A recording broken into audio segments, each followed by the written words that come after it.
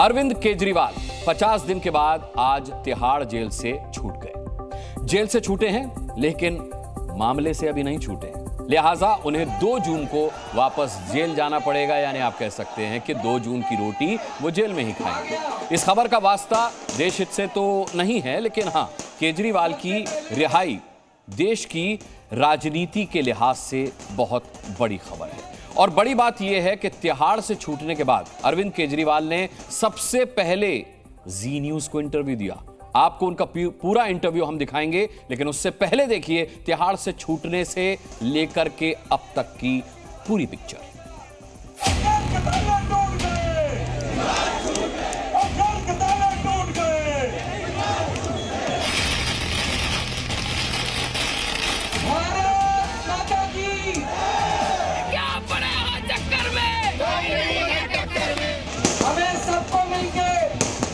देश को तानाशाही से बचाना है।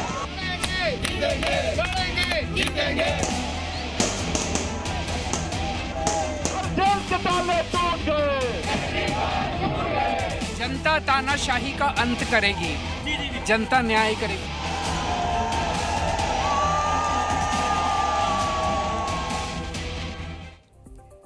तिहाड़ से छूटने से लेकर अब तक की पूरी पिक्चर आपने देख ली।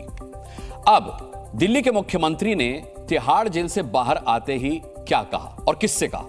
सबसे पहले जी न्यूज से एक्सक्लूसिव बातचीत की है अरविंद केजरीवाल ने, और क्या कहा है आप भी सुनिए। जनता तानाशाही का अंत करेगी, जनता न्याय करेगी। ईडी के लिए क्या कहेंगे सर? ईडी के लिए बस जनता न्याय करेगी, जनता तानाशाही का अंत करेगी।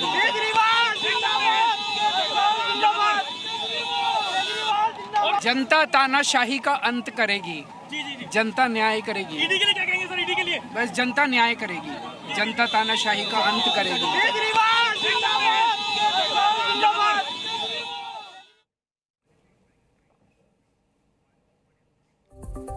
कानून के इतिहास में पहली बार ऐसा फैसला आया है जिससे अब कानूनी बहस छिड़ सकती है। कई विचाराधीन कैदियों को अपनी रिहाई की उम्मीद जग सकती है। क्यों? क्योंकि आज दिल्ली के मुख्यमंत्री को अंतरिम जमानत देकर सुप्रीम कोर्ट ने इस पर चर्चा बढ़ा दी है। सबसे पहले बता दें कि कोर्ट ने 5 शर्तें भी रखी हैं। वो 5 शर्तें क्या हैं वो आप जान लीजिए। शर्त नंबर 1 है कि मुख्यमंत्री के दफ्तर नहीं जाएंगे अरविंद केजरीवाल। शर्त नंबर 2, फाइल पर हस्ताक्षर नहीं करेंगे, किसी भी फाइल पर हस्ताक्षर नहीं करेंगे मुख्यमंत्री के तौर पर। शर्त नंबर 3, इस केस में अपनी भूमिका पर कहीं कोई बयानबाजी अरविंद केजरीवाल नहीं कर सकते। शर्त नंबर 4, किसी गवाह से संपर्क नहीं करेंगे, मामले से जुड़े किसी गवाह से वो संपर्क नहीं कर सकते। शर्त नंबर 5, केस से जुड़ी फाइल हासिल नहीं करेंगे। इस केस से जुड़ी जो भी फाइल है वो अरविंद केजरीवाल हासिल नहीं करेंगे। अदालत के आदेश के बाद आम आदमी पार्टी ही नहीं बल्कि इंडिया गठबंधन के नेताओं में जोश भर आया है, क्योंकि अभी 4 चरणों के चुनाव बाकी है। बीजेपी को कड़ी टक्कर देने के लिए इंडिया गठबंधन केजरीवाल को मिली राहत से खुद के लिए भी राहत महसूस कर रही है। सवाल क्या है? सवाल नंबर 1 यह है कि क्या अगले 21 दिन में 24 के चुनाव में कोई बड़ा गेम चेंज होगा? सवाल नंबर 2 यह है कि क्या केजरीवाल को राहत मिलने से बीजेपी की चुनौती बढ़ जाएगी? सवाल नंबर 3, अदालत के आदेश से भविष्य की राजनीति पर कैसा प्रभाव पड़ने वाला है?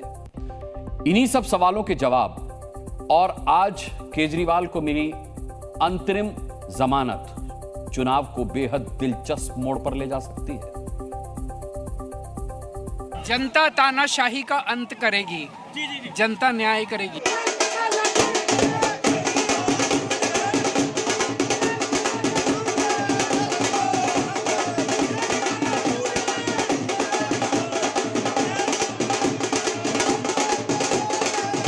ये सत्य की जीत हुई है।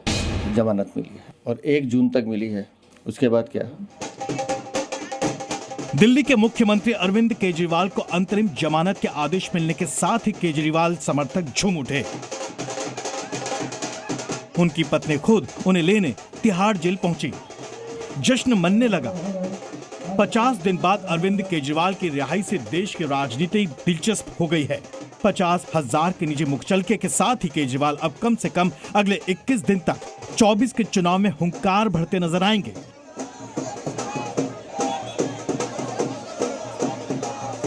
कैंपेनिंग के ऊपर कोई रिस्ट्रिक्शन नहीं है, वो क्या कह सकते हैं या क्या नहीं कह सकते हैं, उस पर कोई रिस्ट्रिक्शन इम्पोज नहीं की गई है। 2 जून तक की ये मोहलत दी गई है इंटरिम बेल। केजरीवाल की जमानत पर आम आदमी पार्टी इसे सत्य की जीत बता रही है तो बीजेपी सवाल पूछ रही है।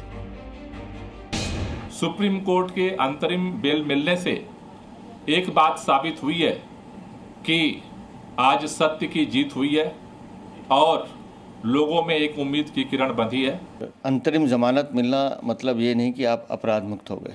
2014 का लोकसभा चुनाव हमने देखा, तब भी केजरीवाल बाहर थे, 2019 में भी बाहर थे।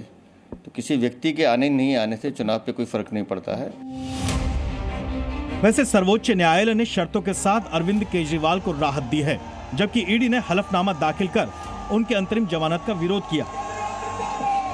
ईडी ने कहा कि आम आदमी पार्टी की तुलना में एक राजनीतिक किसी विशेषाधिकार का दावा नहीं कर सकता। अपराध करने पर उसे किसी अन्य नागरिक की तरह ही गिरफ्तार और हिरासत में लिया जा सकता है।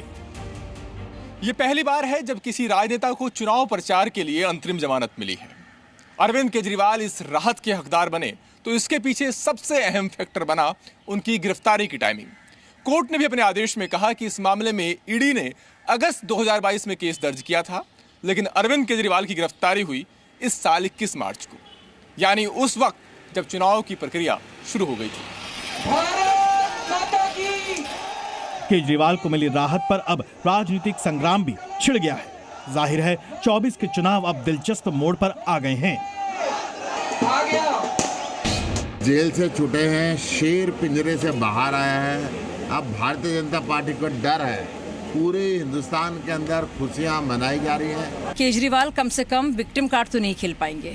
ये तो नहीं कहेंगे कि उनके साथ भेदभाव हो रहा है, वो दुर्भावना के शिकार हैं। इसके बाद वो इस तरह के जो लाछन लगाते हैं हमारी डेमोक्रेसी पर, हमारी अदालतों पर, वो ना लगाए। अरविंद केजरीवाल जी को चुनाव में प्रचार में आने के लिए जमानत जो सुप्रीम कोर्ट ने दी है, इस फैसले से लोकतंत्र की रक्षा होगी। आज महानयोग सुप्रीम कोर्ट के जजमेंट के बाद क्लियर हो गया, उनको 1 तारीख के लिए केवल चुनाव के लिए कोर्ट ने अलाउ किया है और 1 तारीख के बाद उनको दोबारा जेल जाना होगा। मुझे लगता है कि इसका बड़ा मकसद है, ये कोई साधारण बात नहीं है, ये बहुत असाधारण बात है जो हो रही है और एक बड़े मकसद के लिए अरविंद केजरीवाल जी जेल से बाहर आ रहे हैं। इस देश में भ्रष्टाचार की इबादत, नई नई इबादत लिखी जा रही है। वो भ्रष्टाचार मिटाने के नाम पर आए थे और खुद भ्रष्टाचार के दलदल में डूब गए। हालांकि कांग्रेस के कुछ नेता केजरीवाल को राहत मिलने से पूरी तरह खुश नहीं है।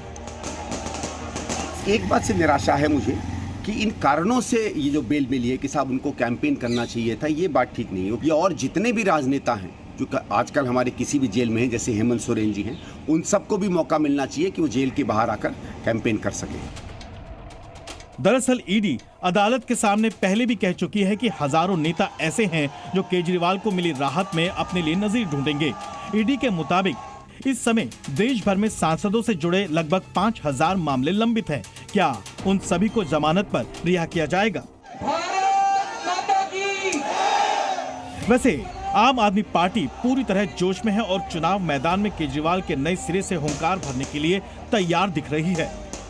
दिल्ली और पंजाब की जनता खासकर केजरीवाल पर आए फैसले पर प्रतिक्रिया दे रही है।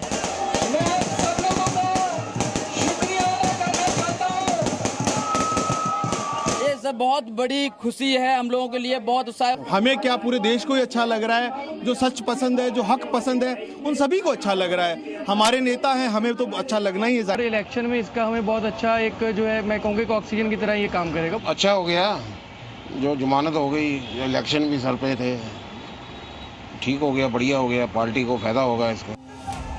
आपको ये भी बता दें कि केजरीवाल को ये राहत केवल 1 जून तक मिली है। इसके बाद 2 जून को उन्हें सरेंडर करना होगा। दिल्ली से अरविंद सिंह के साथ ब्यूरो रिपोर्ट, जी मीडिया। ये तो रही केजरीवाल की कहानी। अब देश हित में आपको असदुद्दीन ओवैसी के तोप की असलियत दिखाते हैं, जो दिखाना अब बहुत जरूरी है, क्योंकि आज ओवैसी ने अपने छोटे भाई को तोप का तमगा देकर विरोधियों को डराने की कोशिश की है। अगर विरोधी इससे नहीं डरते तो उन्होंने जोर देकर के कहा है कि उस तोप को उन्होंने शांत किया हुआ है। सिर्फ सियासी दल या राजनीतिक पार्टियां होती तो कोई बात नहीं थी, लेकिन संदेश बड़ा है, या कहें कि दबी जुबान में धमकी बड़ी है और बड़े तबके के लिए है। बीजेपी की सांसद नवनीत राणा ने अकबरुद्दीन ओवैसी को 15 सेकंड में देख लेने की चुनौती दी थी। मीडिया के सामने आकर असदुद्दीन ओवैसी ने संयमित तरीके से नवनीत राणा को जवाब दिया था, लेकिन चुनावी रैली में उन्होंने 15 सेकंड की चुनौती के लिए जुबानी तोप चलाना शुरू कर दिया। वो एमपी साहिबा जो महाराष्ट्र से आके अरे छोटे को रोक के रखा हूं। अगर जिस दिन मैं छोटे को बोला कि मियां मैं जरा आराम कर तो तुम संभाल लो, फिर तुम संभालो। छोटे तुमको मालूम ही क्या है छोटा क्या है नहीं मालूम तुमको। तोप है वो, बोर बच्चा है, सालार का बेटा है। बहुत मुश्किल से समझा के बिठाना पड़ता उनको, बहुत मुश्किल से। और उनको समझाने वाले का नाम असदुद्दीन ओवैसी है, किसके बाप को नहीं सुनने वाला है छोटा। बोल दूं कल से शुरू करो बैटिंग। ये बयान आप तमाम न्यूज चैनल्स पर सुबह से ही सुन रहे होंगे कि छोटा सालार का बेटा है, छोटा तोप है। अब हम आपको दिखा रहे हैं कि छोटा आखिर कितनी बड़ी तोप है। छोटा सिर्फ 12वीं पास है, समझ रहे हैं आप। जिस भाई को ओवैसी तोप बता रहे हैं वो सिर्फ 12वीं पास है। 1988 में हैदराबाद के सेंट मैरीज जूनियर कॉलेज से इंटरमीडिएट किया था छोटे ने। पावरफुल पिता की मदद से कर्नाटक के राजीव गांधी मेडिकल साइंस से एमबीबीएस में दाखिला तो हो गया था, लेकिन वहां से बीच में ही पीठ दिखाकर भाग खड़े हुए। तो पढ़ाई में छोटे पीछे रहे, लेकिन अपराध में आगे रहे। 6 आपराधिक मामले इन पर दर्ज हैं, 2 तेलंगाना में, 2 आंध्र प्रदेश में और एक क्रिमिनल केस बिहार और महाराष्ट्र में इनके खिलाफ है। समझ रहे हैं ना आप कितने बड़े तोप हैं ये। और देखिए, ओवैसी कह रहे हैं कि उनका छोटा सालार का बेटा है।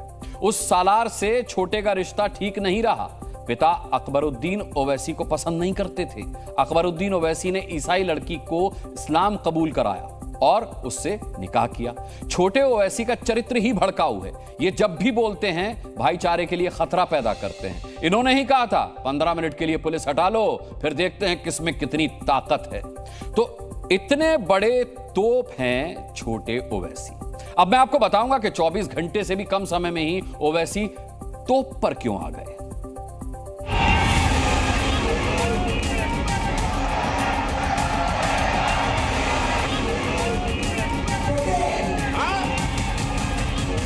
तुमको मालूम ही क्या है छोटा क्या है नहीं मालूम तुमको। तोप है वो। हमको सिर्फ 15 सेकंड लगेंगे। 15 सेकंड का थे इनको। 15 सेकंड मुर्गी का बच्चा हूं मैं, बता दो। अरे छोटे को रोक के रखा हूं। 15 मिनट के लिए पुलिस को हटा लो, बता लेंगे किसमें हिम्मत है, कौन ताकत है। इशारा कर दिया। बोल दूं कल से शुरू करो बैटिंग।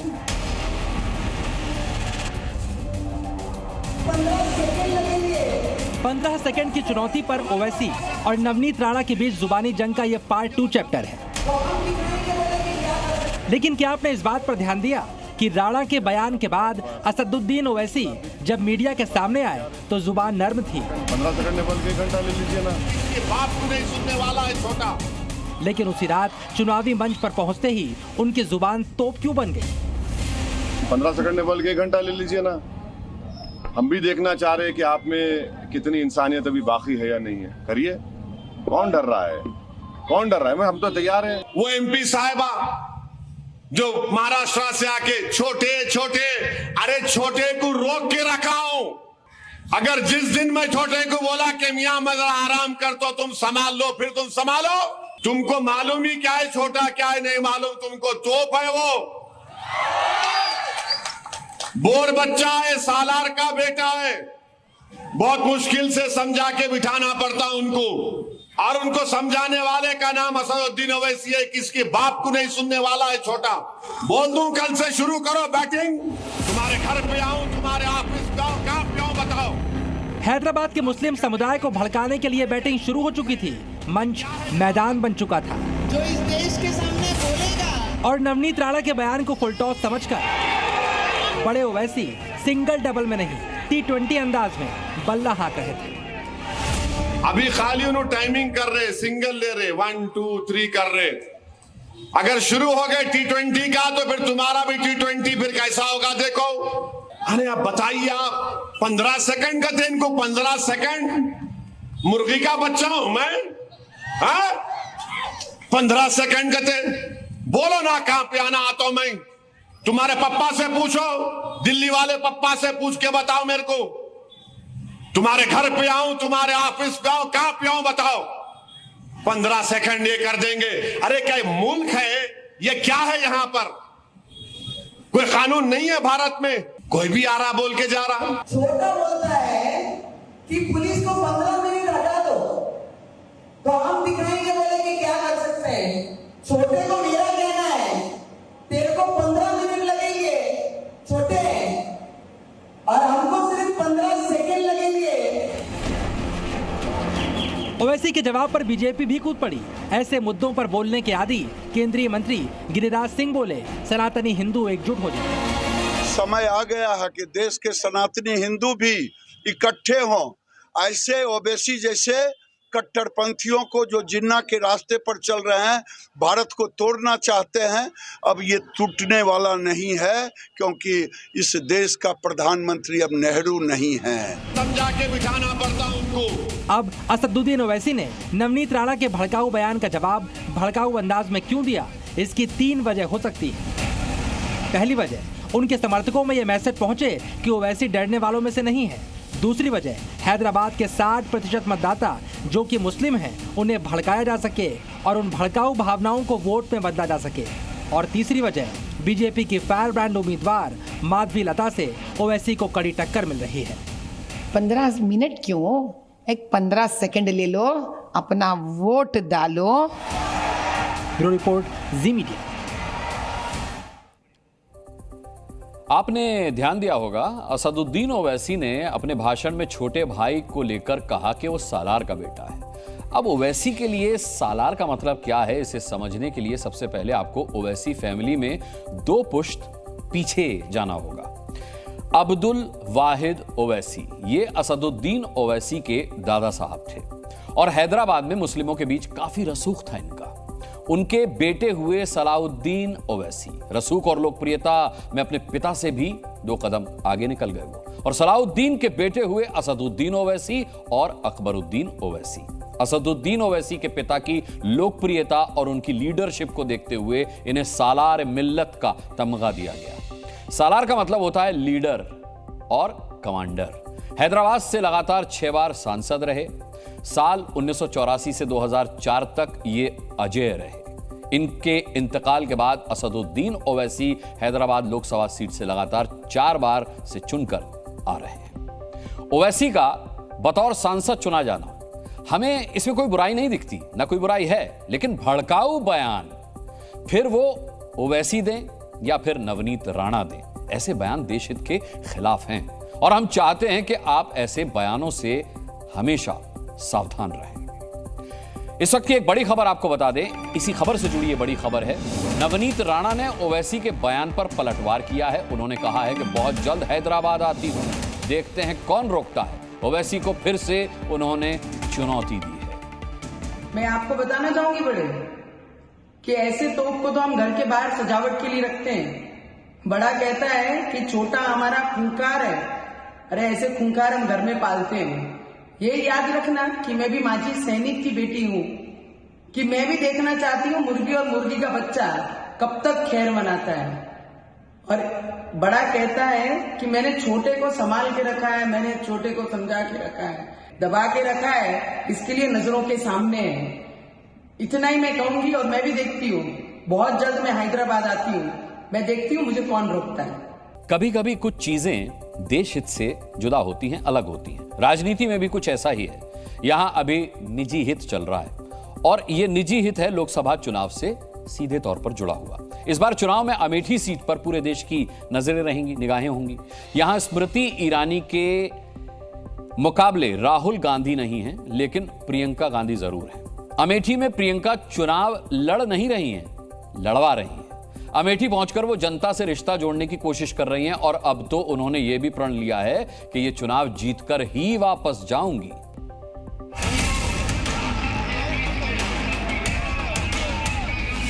इस चुनाव को जीत के जाऊंगी मैं यहाँ से, मैं आपके बीच रहूंगी, आपके साथ रहूंगी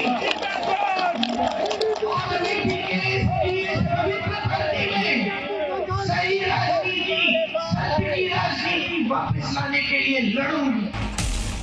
अमेठी की चुनावी लड़ाई से भले ही गांधी परिवार दूर हो गया है, लेकिन प्रियंका गांधी के प्रण से अमेठी का राजनीति माहौल फिर गर्मा गया है।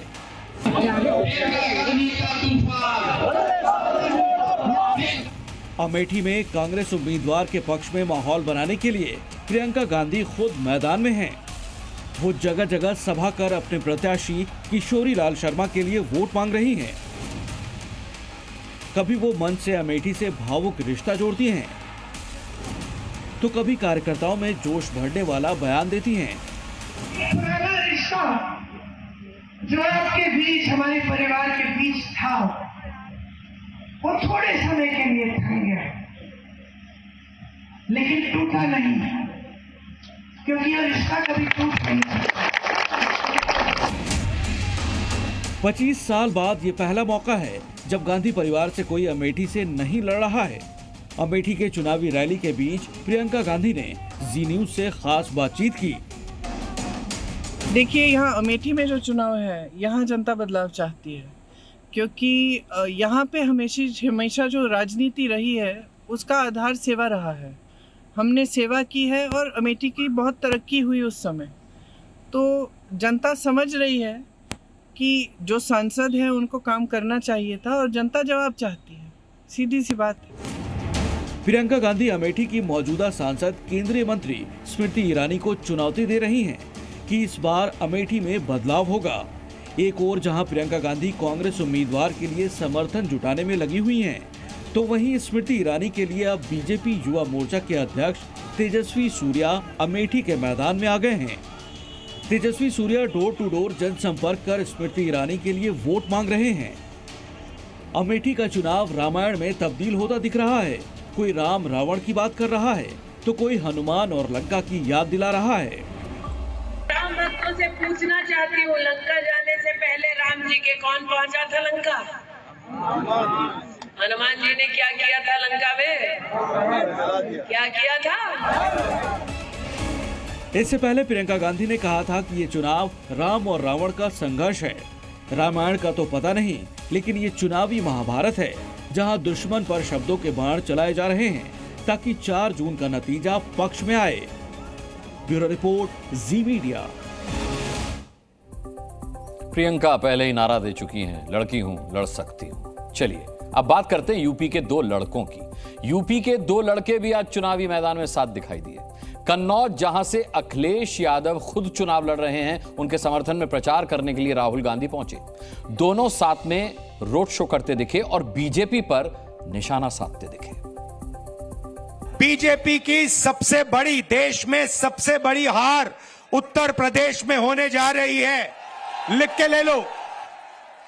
क्यों? क्योंकि देश को उत्तर प्रदेश रास्ता दिखाता है और उत्तर प्रदेश ने मन बना लिया है कि उत्तर प्रदेश में बदलाव होना है और हिंदुस्तान में बदलाव होना है।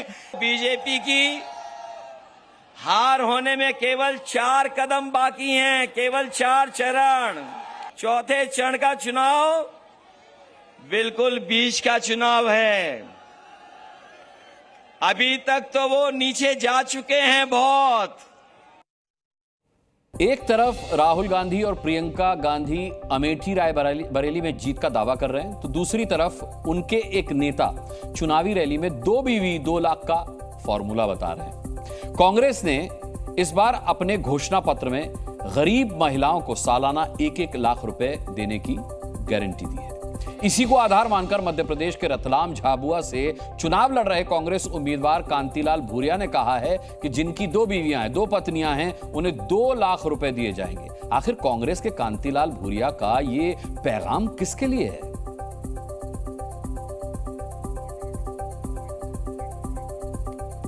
कांग्रेस सरकार आते ही हमारा जो घोषणा पत्र है, हर महिला को 1-1 लाख रुपया उसके खाते में जमा होगा। 1-1 लाख सभी घर की महिलाओं का है, मालूम है कि नहीं? अब जिसकी 2 पत्नी तो 2 लोग जाएगा। ऐसा बयान और इसके बाद विडंबना यह कि इस बयान के बाद कांतिलाल भूरिया खूब जोर से हंस पड़े। समझ में नहीं आ रहा है कि वो अपने बयान को मजाक में ले रहे थे या कांग्रेस के घोषणा पत्र का मजाक उड़ा रहे थे। उस समय मंच पर दिग्विजय सिंह और जीतू पटवारी जैसे कांग्रेस के सीनियर नेता भी मौजूद थे। हमारा मानना है कि ऐसे बयान देश हित में कम से कम नहीं माने जा सकते, क्योंकि इस तरह के बयान से बहु विवाह को बढ़ावा मिल सकता है, जबकि हमारे देश में बहु विवाह पर कानूनी रोक है। बीजेपी का आरोप है कि कांग्रेस का 2 बीवी 2 लाख वाला एजेंडा खास समुदाय को खुश करने के लिए है। पूरी मातृ शक्ति मैदान में उतरकर देवीय शक्ति का रूप धारण करके इस अमानवीय बयान की का बदला लेगी। 1 लाख महिला को देना ये तो अच्छी बात है कि प्रति महिला 1 लाख रुपए, लेकिन 2 पत्नी को भी देंगे, मतलब उनका इशारा किस ओर है? हिंदू संस्कृति में या हिंदू धर्म में तो 2 पत्नी होती नहीं है। देश हित में अब आपको रामलला का विशेष श्रृंगार दिखाने का वक्त है। यह श्रृंगार सोने के आभूषणों से नहीं बल्कि विशेष भोग से किया गया था। अक्षय तृतीया के मौके पर राम मंदिर को विशेष रूप से सजाया गया। रामलला का आम से श्रृंगार किया गया। उन्हें रामलला को आम का भोग लगाया गया। दर्जनों टोकरियों में भरकर आम मंदिर परिसर में रखे गए थे। ये आम महाराष्ट्र के एक राम भक्त ने समर्पित किए थे। वो महाराष्ट्र का विशेष आम लेकर आया था। अब रामलला के भक्तों का आम का प्रसाद इसके बाद वितरित किया जाएगा। आप देख सकते हैं कि अपने आप में ये दृश्य कितना विहंगम लग रहा है। फलों से श्रृंगार, विशेषकर आम से ये पूरी सजावट।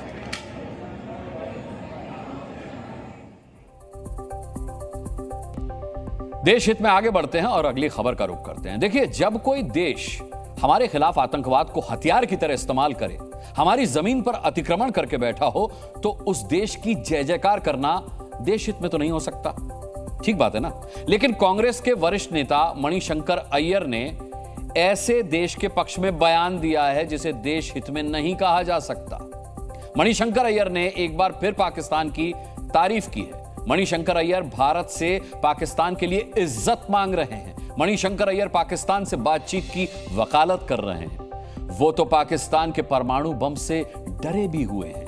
कांग्रेस के मणि पाकिस्तान की जय जयकार कर रहे हैं, वहीं जिस पीओके पर पाकिस्तान ने कब्जा कर रखा है वहां पाकिस्तान के खिलाफ बगावत शुरू हो गई है। पीओके के लोग पाकिस्तान के खिलाफ हाय हाय के नारे लगा रहे हैं। मणिशंकर अय्यर को पीओके से आई तस्वीरें देखनी चाहिए और खुद से पूछना चाहिए कि आखिर पीओके पर कब्जा करने वाला, वहां अत्याचार करने वाले पाकिस्तान की इज्जत क्या करनी चाहिए? इस तरीके का बयान उन्हें देना चाहिए था। कांग्रेस के बयान बहादुर मणिशंकर अय्यर एक बार फिर से सुर्खियों में हैं। मणिशंकर ने चुनावी मौसम में बैठे बिठाए कांग्रेस को नई मुसीबत दे दी है। इस बार अपने वायरल बयान से संकट खड़ा कर दिया है। दरअसल मणिशंकर अय्यर ने पाकिस्तान को लेकर एक इंटरव्यू में कुछ ऐसे बयान दिए जो कम से कम देश हित में तो नहीं कहे जा सकते। मणिशंकर अय्यर ने कहा, पाकिस्तान भी एक स्वतंत्र देश है और उनकी भी इज्जत है और इज्जत को कायम रखते हुए भारत को उनसे बात करनी चाहिए। भारत सिर्फ बंदूक लेकर घूम रहा है। उस पाकिस्तान की इज्जत भारत भला कैसे करे जिसकी जमीन पर आतंकी पलते हैं और उन्हीं आतंकियों ने भारत में उरी, पठानकोट और पुलवामा में हमारे बहादुर जवानों पर आतंकी हमले को अंजाम दिया है। आतंक के सप्लायर की इज्जत कैसे करे भारत? मणिशंकर अय्यर को पाकिस्तान के परमाणु बम से डर लगता है। उन्हें लगता है कि पाकिस्तान कभी भी भारत के खिलाफ परमाणु बम छोड़ सकता है। पाकिस्तान से इसी डर के कारण भारत को बातचीत कर लेनी चाहिए। मणिशंकर अय्यर ने कहा, पाकिस्तान के पास परमाणु बम है। अगर भारत ने उनसे बात की, उन्हें इज्जत दी, तो पाकिस्तान अपने परमाणु बम के बारे में नहीं सोचेगा। अगर पाकिस्तान ने बम फोड़ दिया तो क्या होगा? मणिशंकर अय्यर भारत को पाकिस्तान के परमाणु बम से डरने की बात तक कह रहे हैं। भारत अगर पाकिस्तान के परमाणु बम से डर गया होता ना, तो 2016 का सर्जिकल स्ट्राइक नहीं होता और ना ही 2019 का बालाकोट स्ट्राइक होता। आतंकवाद के खिलाफ मुंहतोड़ जवाबी कार्रवाई के कारण अब उल्टा पाकिस्तान भारत से डरा हुआ है। जिनको दिल में डर है वो ऐसी बात करते हैं। 370 समाप्त हो गया ना, क्या था कि तूफान खड़ा हो जाएगा, आग लग जाए, कुछ हुआ क्या? डरने वाले डरा करें। नरेंद्र मोदी जी की सरकार भारत के हित में काम करती रहेगी। चुनावी माहौल में सांसद राहुल और महासचिव प्रियंका गांधी कांग्रेस के लिए माहौल बनाने की कोशिश करते हैं। उतने में उनका ही कोई नेता सेल्फ गोल दाग देता है। जैसे जैसे सैम पित्रोदा के मुद्दे से कांग्रेस पीछा छुड़ा पाई थी कि अब मणिशंकर का पाकिस्तान पर पुराना बयान वायरल हो गया। कहने को है नहीं, तभी तो ये सब इधर उधर के मुद्दे उठाते हैं, क्योंकि ये ध्यान भटकाना चाहते हैं। चुनाव कहाँ है? हिंदुस्तान में है। मोदी जी कहाँ की बात कर रहे हैं? पाकिस्तान की। मोदी जी से कहिए और ये सवाल उनसे करिए कि हिंदुस्तान की बात क्यों नहीं कर रहे हैं। यहाँ जो बेरोजगारी 45 सालों में सबसे ज़्यादा बेरोजगारी आज भारत में है, इसकी बात क्यों नहीं कर रहे हैं? किसके राज्य में हुई है ये? मणिशंकर कई बार पाकिस्तान की यात्रा कर चुके हैं। वो तो पाकिस्तान के टीवी चैनलों की डिबेट में भी शामिल होते रहे हैं। मजे की बात है कि वो पाकिस्तान के चैनलों पर जाकर भारत को ही हर गलती के लिए जिम्मेदार ठहराते हैं। 2018 में मणिशंकर अय्यर ने पाकिस्तान में जाकर कहा था कि अगर भारत पाकिस्तान में बातचीत बंद है तो इसके लिए भारत कसूरवार है। 2015 में तो एक टीवी चैनल को इंटरव्यू में पाकिस्तान से बीजेपी सरकार को गिराने में मदद करने को भी कहा था। इस बयान इनोसेंट नहीं है जी, बहुत सोच के ये बयान दिया गया है और अपने वोटर्स जो है, अपने वोट बैंक जो है, उनको मैसेज कांग्रेस पार्टी ने दे रही है। जुबान से निकला हुआ शब्द वापस नहीं आता और मणिशंकर अय्यर तो इस बात से अच्छी तरह से वाकिफ होंगे, क्योंकि उन्होंने जब जब चुनाव के वक्त बयान दिया है तब तक कांग्रेस का ही नुकसान हुआ है। अब उनका वायरल बयान कांग्रेस के लिए मुसीबत ला सकता है। ब्यूरो रिपोर्ट, जी मीडिया। मणिशंकर अय्यर कांग्रेस के लिए सुइसाइड बम की तरह हैं। चुनाव में आते हैं और बयान देकर कांग्रेस का समीकरण बिगाड़ देते हैं। इसीलिए हम कह रहे हैं कांग्रेस के परमाणु बम। आपको बताते हैं इतिहास। मणिशंकर अय्यर ने 2014 में पीएम मोदी के लिए चाय वाला शब्द का इस्तेमाल करते हुए तंज कसा था। फिर 2017 में प्रधानमंत्री के लिए नीच आदमी शब्द का इस्तेमाल किया था। अब 2024 में कह रहे हैं कि पाकिस्तान को इज्जत दे भारत। कांग्रेस के एक और परमाणु बम है सैम पित्रोदा। 2019 में उन्होंने 1984 के सिख दंगों पर कहा था हुआ तो हुआ। अब 2024 के चुनाव में उन्होंने नॉर्थ ईस्ट के लोगों की तुलना चीन से कर दी है। उससे पहले विरासत टैक्स की वकालत की थी उन्होंने। इसी तरह दिग्विजय सिंह, जी हां, 2024 में अभी तक उनका कोई विवादित बयान तो नहीं आया है, लेकिन 2013 में आतंकी हाफिज सईद को हाफिज सईद साहब कहा था उन्होंने। आतंकी ओसामा बिन लादेन को ओसामा जी कहा था और दिग्विजय सिंह ने ही हिंदू आतंकवाद शब्द का जिक्र किया था। मणिशंकर अय्यर भले ही पाकिस्तान की जय जय कर रहे हैं, लेकिन पाकिस्तान के कब्जे वाले कश्मीर यानी पीओके में पाकिस्तान के खिलाफ हाय हाय के नारे लग रहे हैं।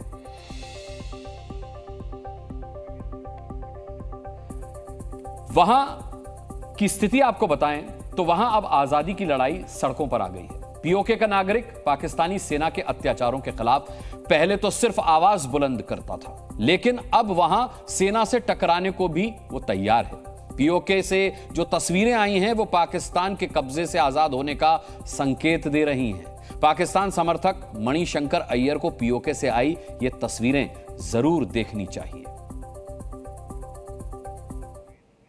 ये तस्वीरें आप देख सकते हैं किस तरीके से पीओके के लोग पाकिस्तान से, वहां की हुकूमत से परेशान हैं। वो पाकिस्तान से आजादी चाहते हैं और यहां मणिशंकर अय्यर चाहते हैं कि भारत पाकिस्तान को इज्जत दे। पाकिस्तान के कब्जे वाले कश्मीर में अब बगावत तेज हो गई है।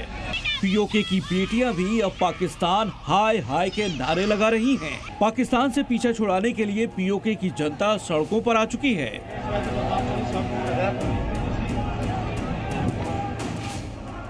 अंधाधुंध महंगाई और पाकिस्तानी रेंजर्स के जुल्म के खिलाफ पीओके की जनता अब आर पार के मूड में है। पीओके में पाकिस्तानी आर्मी की फ्रंटियर क्रॉप्स और रेंजर सेना की लामबंदी के खिलाफ बड़े पैमाने पर विरोध प्रदर्शन शुरू हो गए। तस्वीरें मुजफ्फराबाद के ददयाल इलाके की हैं, जहां बड़ी संख्या में लोगों ने लामबंद होकर पाकिस्तान सरकार के खिलाफ प्रदर्शन किया।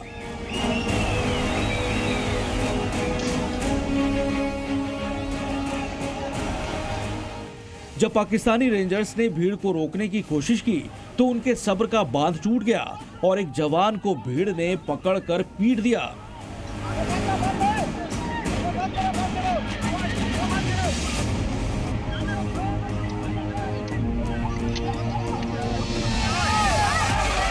इधर गुस्साई भीड़ को रोकने की कोशिश कर रहे पाकिस्तानी रेंजर्स की गाड़ी में भी लोगों ने तोड़फोड़ कर दी।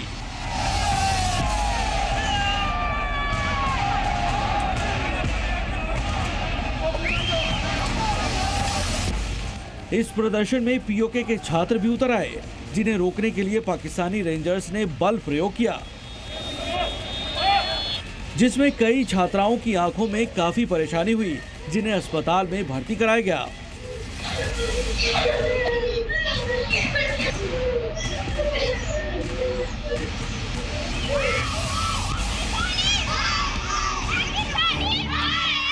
पीओके से निकले ये नारे इस्लामाबाद तक पहुंच रहे हैं।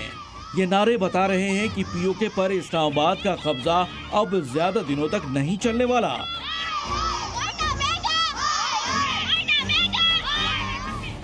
पाकिस्तान, जो कि खुद अंदरूनी समस्याओं से जूझ रहा है, उसने पीओके के हालात को बिगाड़ कर रख दिया है।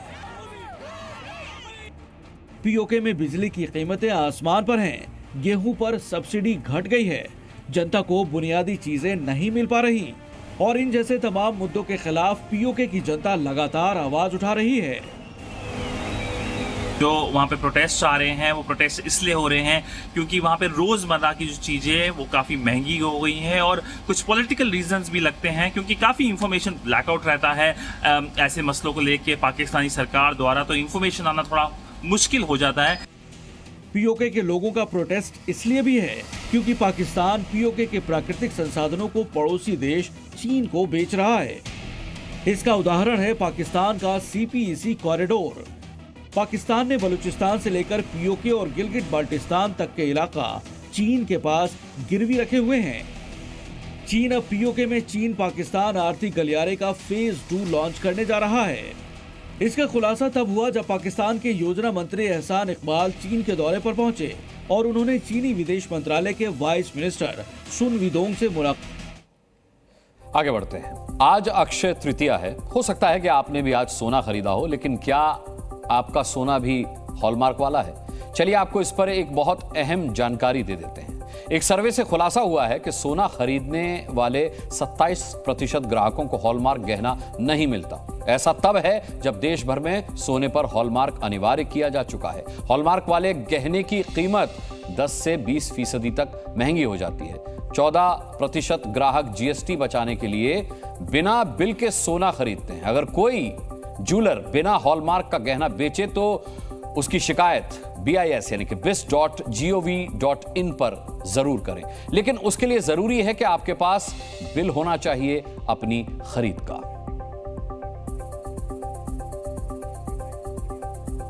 इसी के साथ देश हित में आज के लिए इतना ही। इजाजत दीजिए।